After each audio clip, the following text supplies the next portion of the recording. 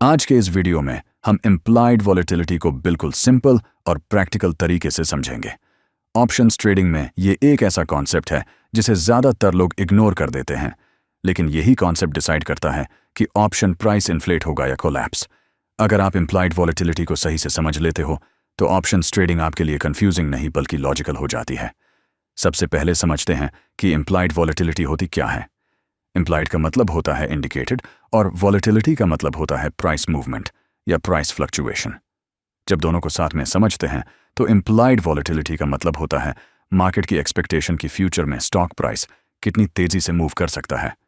ये volatility actual movement नहीं होती बल्कि ऑप्शन प्राइसेस के थ्रू मार्केट का एस्टिमेट होती है।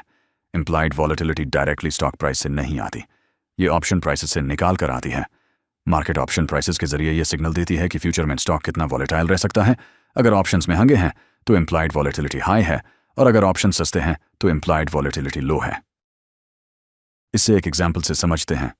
मान लो SPY और एनवीडिया दोनों का स्टॉक प्राइस ऑलमोस्ट सेम है, लेकिन SPY का कॉल ऑप्शन 8 रुपये पर ट्रेड हो रहा है, जबकि एनवीडिया का सेम स्ट्राइक कॉल ऑप्शन 34 रुपये पर ट्रेड हो रहा है। ये डिफरेंस डायरेक्शन की वजह से नहीं बल्कि एनवीडिया की हायर इम्प्लाइड वॉलेटिलिटी की वजह से है। SPY का प्राइस बिहेवियर रिलेटिवली स्टेबल रहता है, इसलिए उसकी इम्प्लाइड वॉलेटिलिटी लो रहती है। वहीं एनवीडिया का डेली प्राइस मूवमेंट काफ़ी अग्रेसिव होता है, इसलिए उसकी इम्प्लाइड वॉलेटिलिटी हाई होती है। इसी रीज़न की वजह से वॉलेटाइल स्टॉक्स के ऑप्शंस हमेशा एक्सपेंसिव होते हैं और स्टेबल स्टॉक्स के ऑप्शंस चीप होते हैं। अब समझते हैं कि इम्प्लाइड वॉलेटिलिटी ऑप्शंस ट्रेडिंग में इतनी इंपॉर्टेंट क्यों होती है।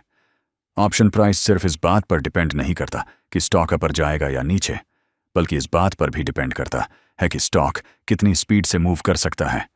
जब इम्प्लाइड वॉलेटिलिटी चेंज होती है तो ऑप्शन प्राइस भी चेंज होता है और वहीं से प्रॉफिट या लॉस जनरेट होता है।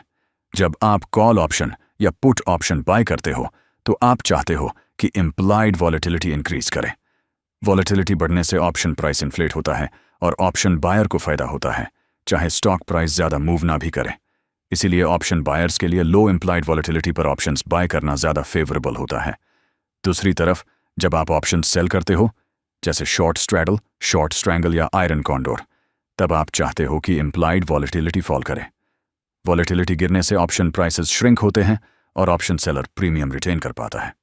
इसी वजह से experienced traders high implied volatility में सेलिंग प्रीफर करते हैं। इम्प्लाइड वॉलेटिलिटी का गिरना ये शो करता है कि मार्केट को फ्यूचर स्टॉक प्राइस को लेकर ज़्यादा सर्टेनिटी है। इसका मतलब होता है कि स्टॉक प्राइस करंट लेवल के आसपास रहने की प्रोबेबिलिटी बढ़ जाती है। ऐसे एनवायरनमेंट में option selling strategies better perform करती हैं। वहीं जब इम्प्लाइड वॉलेटिलिटी बढ़ती है तो इसका मतलब होता है कि मार्केट फ्यूचर प्राइस मूवमेंट को लेकर अनश्योर है। बिग मूव की प्रोबेबिलिटी बढ़ जाती है और ऑप्शन प्राइसेस इन्फ्लेट हो जाते हैं। ऐसे टाइम पर ऑप्शन बाइंग स्ट्रैटेजीज को फायदा होता है, जबकि ऑप्शन सेलर्स रिस्क में आ जाते हैं। इस वजह से कई बार ऐसा होता है कि ट्रेडर की डायरेक्शन सही होने के बाद भी लॉस हो जाता है। स्पेशली मीम स्टॉक्स जैसे GME में स्टॉक प्राइस गिरने के बाद भी पुट ऑप्शन लॉस में चला जाता है, क्योंकि इम्प्लाइड वॉलेटिलिटी कोलैप्स हो जाती है और ऑप्शन प्राइस तेजी से गिर जाता है।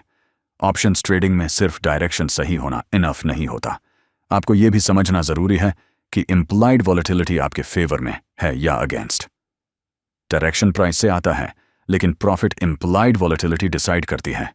अगर आप ऑप्शंस को गैम्बलिंग की तरह नहीं बल्कि स्किल बेस्ड इंस्ट्रूमेंट की तरह ट्रेड करना चाहते हो तो इम्प्लाइड वॉलेटिलिटी को इग्नोर करना बैंड करना होगा। जो ट्रेडर वॉलेटिलिटी को समझ लेता है वही ऑप्शंस मार्केट में लॉन्ग टर्म सर्वाइव कर पाता है।